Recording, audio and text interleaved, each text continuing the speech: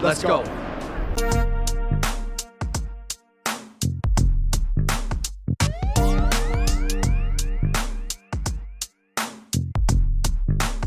Pat, what are we looking at? So these are Saigon butter clams.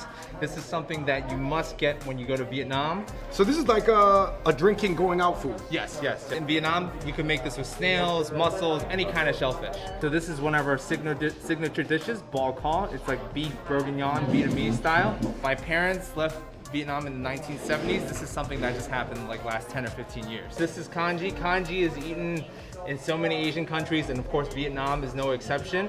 We decided to go with sea scallops. We found a really great supplier, and we were actually inspired when we went to Maine. We bought some sushi grade sea scallops, but my wife doesn't like to eat raw fish too much, so she decided to put in congee, and it was just fire. You're trying to bring stuff that's popular in Vietnam today. Yes, yes. This is what young people in Vietnam are eating right now. All right, you guys, you're looking at round one here at M Vietnamese Bistro. Andrew, Pat was insistent. He told me that this is going to be very similar to food that I would get if I went to Vietnam right now to go watch the Saigon Heat and play in the VBL. Got the buttered clams, we've got the scallop chow, we've got fried vegan tofu with perilla leaves, which, you know, more commonly associated with Korean food, but they do eat them as well all over Asia. And one of my favorite dishes of all time, it is the bò kho. This is the Vietnamese beef stew. This one's looking really thick, almost like curry. Saigon clams. Man. Pat! Wow. Dude, just how he described it, it's like a buttery, sweet, Nook Mom flavor. Give this a 6 out of 5. You know, you've had clams before, but you haven't had them like this. You gotta get these. Yo, I'm gonna give that unequivocally, guys, a 5 out of 5 beef stew bò kho. What I really like about this one, it's very, very thick. It has like this hint of lemongrass and ginger. This is delicious, man, and I love the thickness of the bò kho stew. All right, moving on to another very, very authentic dish. We got the scallop congee. Asians love congee. Scallop congee. Chow. Yo, Pat, isn't jiao like the same word for saying like good morning or hello? It's a different tone, but it's very similar. Good morning is jiao bu sang. Eat chow during jiao bu sang. Yo, it's really good. Scallops fit perfectly with that, man. Okay, here we have the tofu wrapped in a perilla leaf, dipped in the green sauce. Yo, green sauce is good. As someone who eats a lot of Asian food, I thought I had tofu like every single way I possibly could have had it. That's a new way in my spectrum. Lemongrass clams. The clams are amazing here. These are some of the best clams I ever had in my entire life. Yeah, I actually feel like even the broth, you could drink this, I don't know, with you're sick or you're hungover. It's almost like a soup on its own. All right, here we got the coconut mussels. Some of these seafood dishes do kind of cross over a little bit with like Thai dishes because it has like the coconut milk, but there's a few elements that are different, such as the use of ginger-like lemongrass type. And let's galango.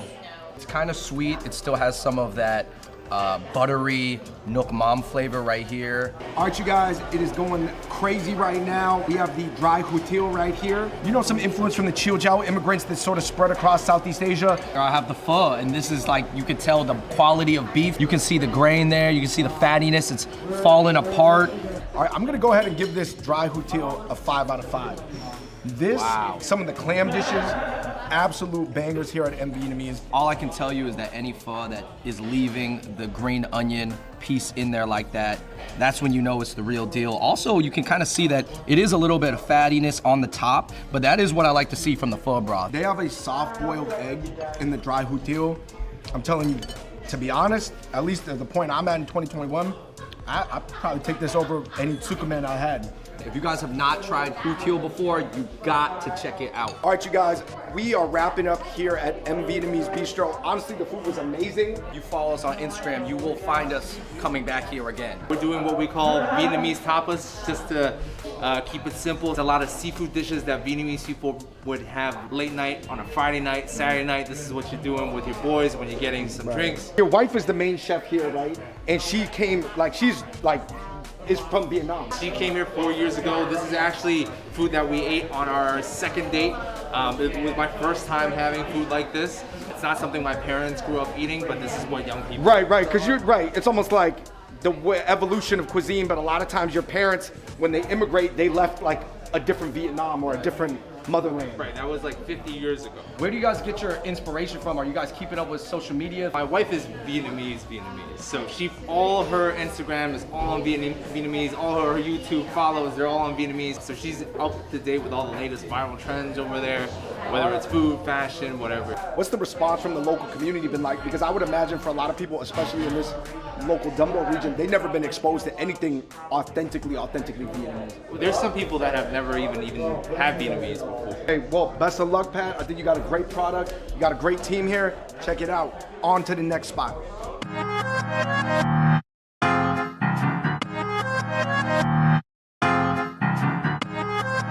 Our next concept for Modern Vietnamese 2021 in New York City is Van Da. Now, Van Da, Andrew, is really, really interesting. They have a short rib grilled cheese sandwich. Here we have the bun sao, okay? And this is not in the traditional half moon bun sao. This is like almost individual little taco shell size. Here's the interesting thing about Van Da. Yes, the chefs are Asian. One of them's Vietnamese, one of them's Chinese. You know, Michelin recognized, maybe not Michelin star, but you know, they're fancy chefs. So they're gonna be tying in a lot of like French and high-end cuisine and techniques into their food. Oftentimes this will have pork in it, but this one just has mung beans, so this is vegetarian. What do you think? This dipping sauce is actually really spicy. I would say I liked it. This is a take on one of my favorite Vietnamese dishes, bun sao. It's pretty good, guys. I'm gonna go ahead and give the bun sale a 5 out of 5. That bun sao was very silky, very milky, had a lot of coconut flavor. They did a good job, man. Beef, short rib, grilled cheese. You know what, man? I'm gonna become the cameraman. I need Dan Chang from behind the camera to come try this. What do you think? That's really good, man. Give me your honest opinion.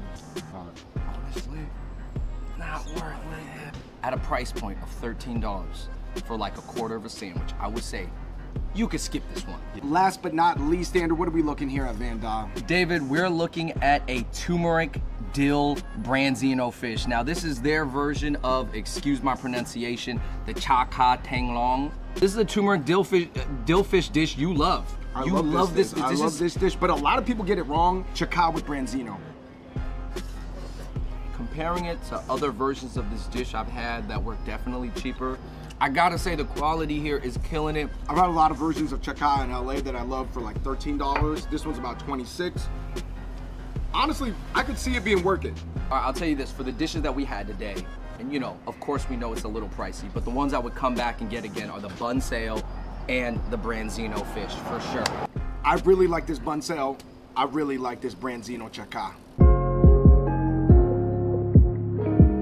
All right, guys, our next Modern Vietnamese spot is Hanoi House over in the East Village. David, this spot's pretty interesting because this is what you get when you have like people from the hospitality groups that have also done like kind of nightlife party restaurants, and then now they're doing a more authentic Asian concept. But you're talking about like Hakkasan, Budokan, Nobu, but those are Japanese and Chinese concepts, and it's sort of those people from that world coming and doing a Vietnamese concept. Immediately, I think the thing that you notice is the presence, obviously, of the Chinese donut, the yao tiao.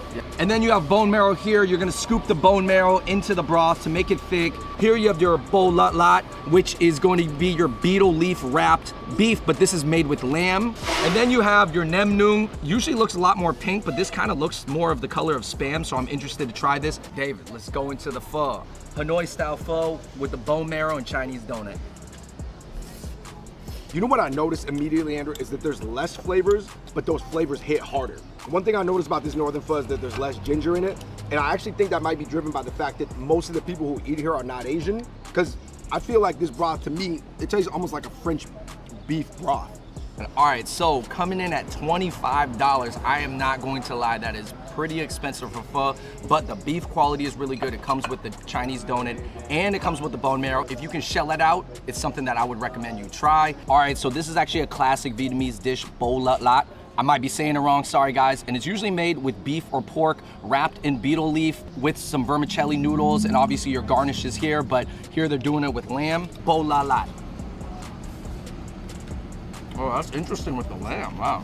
I think it's really interesting having it be made out of lamb because in New York, when you eat lamb, you often associate that with Mediterranean or Middle Eastern food. So it kind of does feel like a fusion. I know that maybe they do use lamb in Vietnam, but I know that lamb is not a popular meat to use in Vietnam. So this might be more of the fusion side. Another thing they're really known for here is their spring rolls. I don't know if this is a nem noon or not. I know that this is not just due to the dipping sauce. So it's almost a hybrid.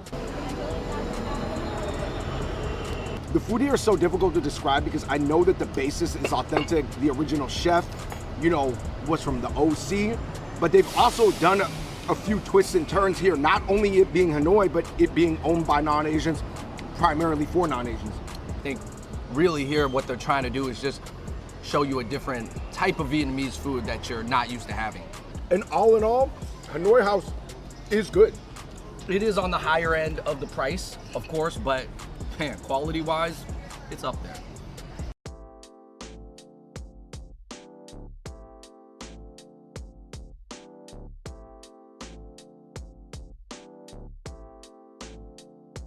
All right, you guys, next up we're at Beau Cafe, which is headed by a French chef from France, from Paris, but he's always been cooking Vietnamese food. I mean, you've got a bao eggs Benedict with a papaya salad on the side.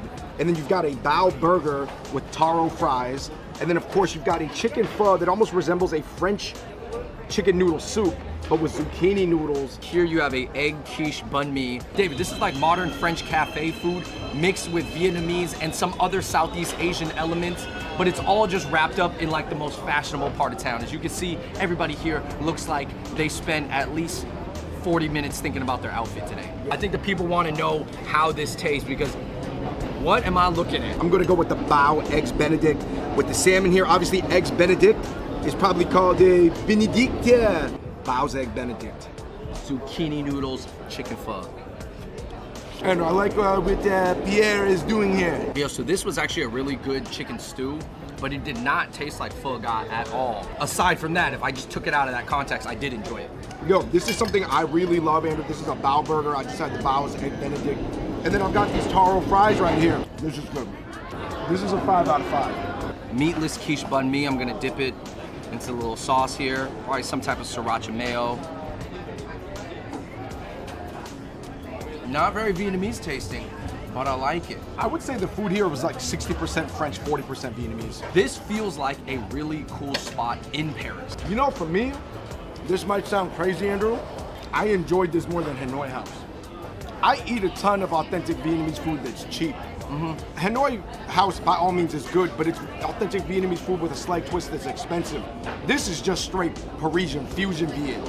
And this ain't even pho ga anymore. This is vegetable ratatouille. Good, but check your expectations at the door. Andrew, you pointed out that behind us there was a large family of French-speaking Viets, most likely from Paris. Hey, I'll tell you this. If you're a tourist and you don't want to leave Soho, but you want some, you know, Southeast Asian Vietnamese vibes, this is the spot. After touring all the new spots, I think it's pretty fair to say that NYC elevated Vietnamese might become its own genre. I think that other cities might still be the best at the down-home bar and grill style that may or may not be your preference. But if you love elevated settings with Michelin star-trained chefs, then NYC might be becoming the #1 spot in America. And I think with the